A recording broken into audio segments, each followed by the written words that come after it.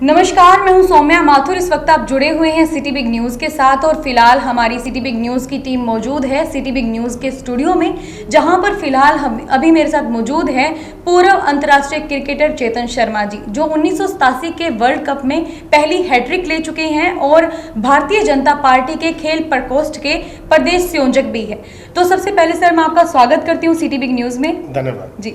तो सर सबसे पहले तो आपसे जानना चाहूंगी, जैसे आप क्रिकेटर भी हैं और राजनीति में भी आप आए हुए हैं, तो राजनीति में आपका इंटरेस्ट कहाँ से पैदा हुआ? देखिए, मैं इंडिया के लिए मैंने कम से कम 11 साल क्रिकेट खेली है और डोमेस्टिक क्रिकेट को मिला के बात करें तो कम से कम 25 साल क्रिकेट खेलने के बाद कहते हैं जब आप देश की सेवा कर रहे हैं तो कहीं ना कहीं जुनून था कि आप सेवा की भावना के साथ उतरे। 2009 में मैंने मेंबर पार्लियामेंट का इलेक्शन लड़ा था फरीदाबाद से। कोई लाखों वोट थी मेरी, लेकिन कुछ हज़ार वोट से मैं हार गया। लेकिन उसके बाद पार्टी के लिए काम कर रहा हूँ, कम से कम 10 साल से काम कर रहा हूँ और मैं प्रदेश का खेल प्रकोष्ठ का संयोजक हूँ। खेलों के बारे में नीतियाँ तैयार करनी और जहाँ जहाँ समस्या है पूरे हरियाणा में, हम अपने खेल मंत्री अनिल विज जी के साथ और अपने चीफ मिनिस्टर मनोहर लाल जी के साथ उनके आशीर्वाद से जहाँ जहाँ समस्या रहती है वहाँ हम कोशिश पूरी रहती है कि बच्चों तक फैसिलिटीज़ पहुँचे और जो कुछ ऐसे खिलाड़ी हैं जो माइट भी स्ट्रगल करते हैं कुछ चीज़ों के साथ, हम उन तक पहुँचकर और कहीं ना कहीं सरकार का सहयोग उन तक पहुँचाने की कोशिश हमारी रहती है। तो कहते हैं ना, आप पॉलिटिक्स में मैं 2009 में आया और अभी तक मैं पॉलिटिक्स में हूँ और कहते हैं ना, आपको एक कभी कभी खुशी मिलती है कुछ चीज़ें करके। जैसे क्रिकेट खेलकर मुझे खुशी मिलती थी, तो यहाँ मुझे पॉलिटिक्स में आके थोड़ा मज़ा आता है, लोगों के साथ मेल जोल आपका बढ़ता है। देखिए, कभी सोचा था आपके साथ मैं इस स्टूडियो में बैठूंगा? मैं अपने स्टूडियो में 18 साल से बैठ रहा हूँ नोएडा के अंदर और यहाँ मैं आज स्टूडियो में बैठूंगा। वो तभी मौके मिलते हैं जब आप कहते हैं ना, आप उठते हैं नए लोगों से मिलते हैं। और ये पॉलिटिक्स के माध्यम से मैं आज हिसार में हूँ। लोकसभा जब हुई थी, ब्रजेंद्र लड़े थे, वो भी एक क्रिकेटर रहे हैं, वो मेरे अंडर खेले हैं, मेरे सेम कोच हैं हम दोनों के। मैं उनकी कन्विंसिंग के लिए यहाँ पर आया था हिसार में और लाखों वोट से जीते हैं। यदि बात करें विधानसभा चुनाव की, तो पूरे हरियाणा में आप घूमे हैं, तो किस तरह का माहौल निकल कर सामने आ रहा है? बहुत ही बेहतरीन माहौल है। मतलब मैंने कालका से शुरू किया और हाल ही में मैं पूरा कहते हैं ना जीटी रोड कवर करते करते हिसार की तरफ पहुंचा हूं और जैसा माहौल चल रहा है 75 पार का जो नारा था मनोहर लाल जी का, मुझे कहीं ज़्यादा नज़र आ रहा है कि जहां पर आप जाते हैं आपको लगता है कि सिर्फ वहां पर मोदी और मनोहर लाल जी। और देखिए, हम हर समय सभी को ये बताने की कोशिश करते हैं कि हमारा जो प्रत्याशी है वो कमल का फूल है। मनोहर लाल जी ऊपर हैं और उनके ऊपर मोदी जी हैं। आप मनोहर लाल जी के हाथ अगर स्ट्रांग करेंगे तो ऑटोमेटिकली मोदी जी के हाथ स्ट्रांग होंगे। तो प्रत्याशी कमल है हमारा।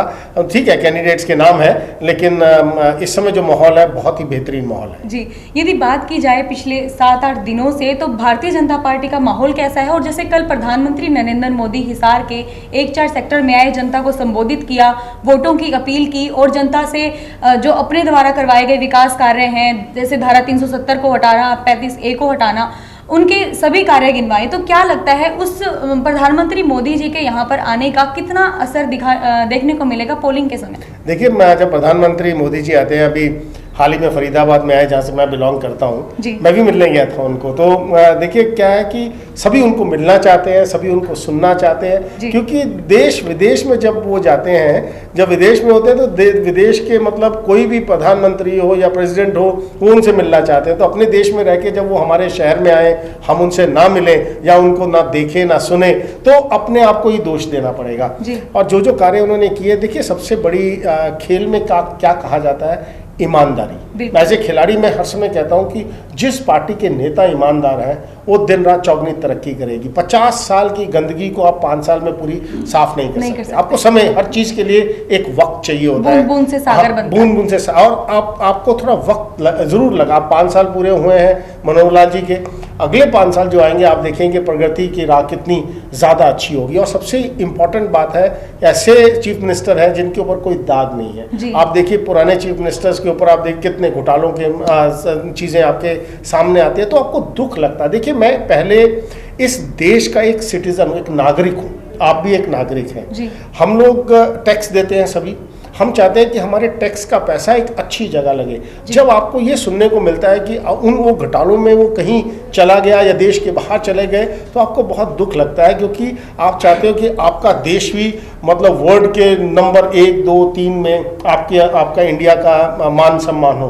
मोदी जी के आने के बाद हमारे पासपोर्ट, नीले पासपोर्ट की इज्जत तो बहुत बढ़ गई है, क्योंकि मेरे से ज़्यादा कौन जान सकता है जितना मैं ट्रैवल करता हूँ। कितनी एक समय आपको कहते थे लाइन के पीछे खड़े हो जाओ, आपको आज बहुत इज्जत मिलती है। लेकिन वो पूरे देश को इज्जत मिलनी ज़रूरी है। वो तभी मिलेगी जब हमारे पॉलिटिशियंस, जब हमारी सरकारें कहते हैं ना ईमानदार होंगी, और जो पैसा जिस काम के लिए आया उस काम में लगेगा। आपको भी खुशी होगी, मुझे भी खुशी होगी। जी, हिसार लोकसभा क्षेत्र की यदि बात करें तो क्या लगता है 7 की 7 सीटें भाजपा की झोली में जाएंगी? जरूर जानी चाहिए। देखिए, मैं तीन विधानसभाओं के लिए आज आया हूँ। नलवा के लिए हूँ, हांसी के लिए हूँ, और हिसार के लिए हूँ। मैं ये कह सकता हूँ, अपने हैट्रिक की बात की ना, ये हैट्रिक तो पूरी करके जाऊंगा मैं। ये हैट्रिक तो कंफर्म्ड है। बाकी बची 4 तो मुझे पूरा यकीन है। अभी मैंने सभी हिसार के नागरिक के साथ, सभी हिसार के सभी वासी जिन्होंने वोट देनी है, मैं एक बार फिर आपके माध्यम से उनको रिक्वेस्ट करूंगा कि ईमानदार सरकार की हम बात कर रहे हैं, ईमानदार मुख्यमंत्री की हम बात कर रहे हैं। ईमानदारी के साथ चलोगे तो आपको भी खुशी होगी। आप जात पात के मामले में ना चलिए। देखिए, स्पोर्ट्स को जब हम लेकर चलते हैं ना, आज एक बहुत बढ़िया आर्टिकल आया है कि एक क्रिकेट एक ऐसी चीज़ है, मतलब जो एक रिलीजन माना जाता है इस देश में, कभी भी जात पात सामने नहीं आई क्रिकेट में। हमें यही नहीं मालूम होता कि वो किस रिलीजन से बिलोंग करता है। सिर्फ हमें नहीं पता होता कि अगर वो हिंदू है तो वो जाट है कि गुजर है कि ब्राह्मण है कि बनिया है, हमें नहीं मालूम पड़ता। जब मैंने 2009 में इलेक्शन लड़ा तो मैंने अपने क्रिकेटर्स को फोन करके पूछा, अरे भाई तू कौन है? आप मान सकते हैं कि हमें यही नहीं मालूम था कि कौन जाट और कौन गुजर। सिर्फ तो वहां पे एक ही चीज दिखाई देती, हमें अपना देश के लिए और हमारा झंडा नजर आता है, और अपनी टीम, एक फैमिली, एक परिवार नजर आता है। तो वो एक जो हमारे देश के सभी नागरिक हैं, वासी हैं, हम एक परिवार हैं। हम अगर जात पात पे नहीं जाएंगे, अच्छा कैंडिडेट है, हम अच्छे कैंडिडेट को वोट डालें, ईमानदार कैंडिडेट है उसको वोट डालें, ईमानदार सरकार है उसको वोट डालें, वो सबसे इम्पोर्टेंट है हमारे लिए। तभी प्रगति हमारे, देखिए मैं तो 50 साल का हो गया, मेरी तो काफ़ी ज़िंदगी निकल चुकी है, आप बहुत छोटे हैं। अभी जो आने वाली जनरेशन है, और इंडिया वर्ल्ड के अंदर सबसे यंगेस्ट कंट्री है, हमारे युवा की जो प्रतिशत है वो 60% है। तो फ्यूचर हमारा आज युवाओं के ऊपर है। हम अपने युवाओं के लिए क्या छोड़ रहे हैं? क्या युवा हमें कहेंगे कि वो घपले करके सारा पैसा हमारा देश का बाहर लेकर चले गए? तो इसलिए ईमानदारी, आज हम अपने बच्चों के लिए क्या छोड़कर जाते हैं, क्या उनका भविष्य हम देखते हैं, वो सबसे इम्पोर्टेंट है। क्योंकि हर माँ बाप अपने बच्चे का भविष्य देखता है, और वो भविष्य आज हमें देखना है कि हमें किधर बटन दबाना है। और सबसे इम्पोर्टेंट है, बटन दबाना जरूर है। ऐसा ना हो कि संडे और मंडे की छुट्टी लेके घर पे बैठ जाए कि किस तरीके की, नहीं जी चलो पिक्चर देखने चले जाए। पहले जाए, वोट डालें, वो सबसे इम्पोर्टेंट है। वो हमारा हक है। मेरी भी एक वोट है, आपकी भी एक वोट है, मोदी जी भी की एक वोट है, और खट्टर जी की भी एक वोट है। तो हम सब बराबर हैं उसके अंदर, तो हमें वोट डालना बहुत जरूरी है। जी, चेतन जी, जैसे प्रोफेशनली आप एक क्रिकेटर भी हैं और एक राजनेता भी हैं, राजनीति से बिलोंग करते हैं, कितना अंतर रहता है दोनों प्रोफेशनलिज्म में? देखिए, एक आप तभी मैंने कहा ना, ईमानदारी बहुत इंपॉर्टेंट है। जब आप खेल के मैदान पर उतरते हैं, आपको अपना देश नज़र आता है, आपको दूसरा दुश्मन नज़र आता है और अपना देश नज़र आता है, और आपको आपके करोड़ों लोग, मतलब जब आप क्रिकेट का मैच देखते हैं तब थोड़ा देखते हैं कि कौन किस जाति का है, आप तो अपने देश को सपोर्ट करते हैं, और उनके लिए हम लोग लड़ते हैं। अपने देश के जितने फैंस हैं उनके लिए आप अपने झंडे के नीचे लड़ते हैं। और जहाँ तक पॉलिटिक्स का सवाल है, देखिए आप खेल और पॉलिटिक्स को मिला नहीं सकते, बिल्कुल डिफरेंट बॉल ऑल टुगेदर है। लेकिन अगर वो ईमानदारी उठकर पॉलिटिक्स में आ जाए, और जैसे आज मैं बात कर रहा हूँ ईमानदारी की मनोहर लाल जी के लिए, तो अगर वो ईमानदारी यहाँ आ जाती है तो सोने पे सुहागा होगा, देश दिन रात चौगुनी तरक्की करेगा। जैसे हमारी क्रिकेट की टीम जब हम लोग खेल रहे थे उस समय कहते हैं बिल्डअप हो रही थी, कह रहे थे ना, वो धीरे धीरे जो कमियां थी पूरी हो रही थी। आज हम वर्ल्ड के नंबर 1 हैं। आज विराट कोहली एंड कंपनी सबसे उच्च स्तर पर बैठी है। क्यों? ईमानदारी और मेहनत, इसका कोई भी तोड़ नहीं है जिंदगी के अंदर। आज हम नंबर 1 है। आज पूरे हिंदुस्तानियों का जिगरा 3 गुना बड़ा हो जाता है जब भारतीय टीम जैसे आज खेल रही है, टेस्ट मैच चल रहा है आज भारतीय टीम का। तो ऐसे ही हम चाहते हैं कि हमारे देश की जब पॉलिटिक्स का नाम आए, जब हमारे जैसे आजकल हमारे प्रधानमंत्री का नाम आता है तो सीना 3 गुना हो जाता है। ऐसी सभी पॉलिटिशियंस की जब हम बात करें, हम कहें नहीं, ईमानदारी है, जो पैसा आता है वहाँ लगता है, हम सबको फ़ायदा होता है, हमारी सड़कें अच्छी हो, हमारे फ्लाईओवर्स हों, हमारी कनेक्टिविटी अच्छी हो, जैसे हिसार की है। देखिए आज मैं 2.5 घंटे में दिल्ली से हिसार पहुँचा हूँ, बहुत बड़ी बात है। मतलब अगर आप देखिए रोड्स की स्थिति देखिए, दिन पर दिन सुधरती चले जा रही है। तो ये चीज़ें हम चाहते हैं कि पॉलिटिक्स में भी बहुत अच्छी तरीके से। जैसे आप प्रोफेशनल एक खिलाड़ी हैं, तो खिलाड़ी की एक फीलिंग को आप अच्छे से समझ सकते हैं, तो सरकार की तरफ से क्या क्या फॉर्मेलिटीज़ होनी चाहिए खिलाड़ियों के लिए? देखिए सरकार ने बहुत कुछ किया है जी। हरियाणा अव्वल नंबर पर है स्पोर्ट्स के अंदर। और अगर आप क्या कहें ना कि रेम्यूनरेशंस या आप पैसे की बात करें या फैसिलिटीज़ की बात करें, इस सरकार ने सबसे ज़्यादा किया है। आप गोल्ड मेडल जीतते हैं 6 करोड़ रुपया मिलता है आपको। आप दूसरी स्टेट में चले जाएं 30 लाख रुपया मिलता है। मैं किसी स्टेट का नाम नहीं लूंगा यहाँ पर। मैं हरियाणा में 6 करोड़ मिलता है, दूसरी स्टेट में 30 लाख रुपया मिलता है। यहाँ पर 3 करोड़ रुपया सिल्वर जीतने वाले को और 2 करोड़ रुपया ब्राउन्स जीतने वाले को। अगर आप सोचिए, अगर आपने एक गोल्ड मेडल जीत लिया और 6 करोड़ आपके बैंक में आ गए, तो आपकी ज़िंदगी तो एक तरह की मतलब काफ़ी हद तक बहुत अच्छी ज़िंदगी हो गई। फैसिलिटीज़ अगर आप देखें, बहुत अच्छी फैसिलिटीज़ दिन पर दिन डेवलप हो रही हैं। आज ही मैं डॉक्टर गुप्ता जी से बात कर रहा था, कमल गुप्ता जी से। International stadium, cricket stadium Hisar में बनने की बात चल रही है। आज फ्लाईओवर, आज कहते हैं एयरपोर्ट आपके पास है, क्रिकेट स्टेडियम आ जाएगा, एक 5 स्टार होटल बना लीजिए, तो हिसार के पास भी IPL के मैचेस देखने को मिल सकते हैं, तो इंटरनेशनल मैचेस आ सकते हैं। तो ये इम्पोर्टेंट है कि आपकी विजन क्या है, आप कैसे अपने जो यूथ है उसको प्रगति पर लेकर जाते हैं। अगर कल यहाँ पर कुछ IPL के मैचेस होते हैं, आप देखिए हजारों बच्चों को व्यवसाय मिलेगा जी। आप बढ़िया बढ़िया होटल जाएंगे, अगर होटल जाएंगे तो व्यवसाय मिल रहा है, मैचेस होंगे तो बच्चे कहीं ना कहीं किसी भी माध्यम से जुड़ेंगे। तो आपको क्रिएट करनी है चीज़ें, जो अभी हमारे प्रत्याशी ने बताया कि ऐसे ऐसे हमारी सोच है, बहुत अच्छी सोच लगी मुझे जी।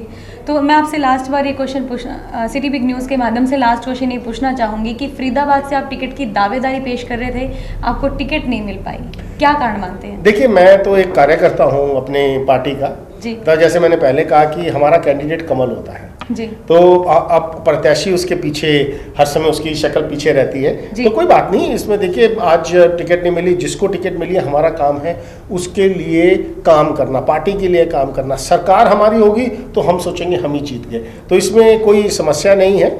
हर इंसान, हर कार्यकर्ता जो पार्टी में काम करता है, उसका हक है टिकट मांगना, लेकिन टिकट तो सिर्फ 90 लोगों को ही मिलती है, लेकिन 900 को तो नहीं मिलेगी। अगर 900 लोग टिकट मांगते हैं, मिलेगी 90 को। लेकिन सबसे बड़ा काम क्या है कि आप अगर कार्यकर्ता है, नहीं मिली तो आप कार्य करें, जैसे मैं कर रहा हूँ। आज मैं हिसार में बैठा हूँ, टेस्ट मैच चल रहा है, फिर भी मैं हिसार में बैठा हूँ पार्टी के लिए, क्योंकि हमारी पार्टी जीतेगी तभी हमारी इज्जत होगी। कहते हैं ना, देश जीतेगा तभी आपको इज्जत मिलेगी, नहीं तो इज्जत नहीं मिलती। तो इसलिए पार्टी का जीतना बहुत ज़रूरी है, तभी हमारी इज्जत होगी। तो इसलिए हम पार्टी के लिए काम कर रहे हैं जी। सर, मैं आपसे एक छोटी सी अपील भी करवाना चाहूँगी हरियाणा की जनता के लिए, वोटों के लिए। जी ज़रूर, मैं पहले भी ये बात कह चुका हूँ, मैं आप लोगों से हाथ जोड़कर विनती करता हूँ कि 21 तारीख को सुबह 7 बजे से लेकर 6 बजे शाम तक वोटिंग होगी, लेकिन 6 बजे तक का इंतज़ार ना करें। ब्रेकफास्ट तब खाइए, कहते हैं ना, पहले वोट फिर उसके बाद जो काम करना आप कीजिए। ऐसा ना हो कि संडे आप सोचें छुट्टी और अगले दिन मंडे की छुट्टी साथ लेकर आप चले जाएं, जैसे कल मोदी जी ने भी हिसार में ये बात बोली है। तो वोट बहुत इम्पॉर्टेंट है, उसके बाद 5 साल पछताना पड़ेगा। अगर हम वोट डालेंगे तभी अच्छी सरकार आएगा, अच्छा कैंडिडेट आएगा, आपका बहुत कहते हैं ना, जो तरक्की होगी आपके शहर की, आपके गली की, आपके मोहल्ले की, तभी हो सकती है जब अच्छा कैंडिडेट आएगा। तो ज़रूर वोट डालें। पूरे हरियाणा को मेरी हाथ जोड़कर विनती है कि हम सभी उठकर ज़रूर वोट करें जी। आपका बहुत बहुत धन्यवाद सर, सिटी बिग न्यूज़ में समय देने के लिए। थैंक यू जी। तो ये थे चेतन शर्मा जी, जो कि पूर्व अंतर्राष्ट्रीय क्रिकेटर रह चुके हैं, और इनका कहना है कि जिस तरह से 1987 में इन्होंने हैट्रिक मारी थी, उसी तरह इस विधानसभा चुनाव में 75 से ज़्यादा सीटें विधानसभा चुनाव में भाजपा पार्टी की लाकर ये हैट्रिक दोबारा से मारने का कार्य करेंगे। लेकिन ये तो आने वाला वक्त ही बताएगा कि भाजपा की कितनी सीटें आनी निश्चित होंगी। यदि आप अपने शहर की तमाम खबरों की जानकारी इसी तरह पाना चाहते हैं तो हमारे सिटी बिग न्यूज़ चैनल को सब्सक्राइब कीजिए और बेल आइकन भी जरूर दबाइए ताकि आपके शहर की जानकारी सबसे पहले आपके मोबाइल स्क्रीन तक पहुंच सके। इसी के साथ आप मुझे दीजिए इजाज़त। देखते रहिए सिटी बिग न्यूज़। धन्यवाद।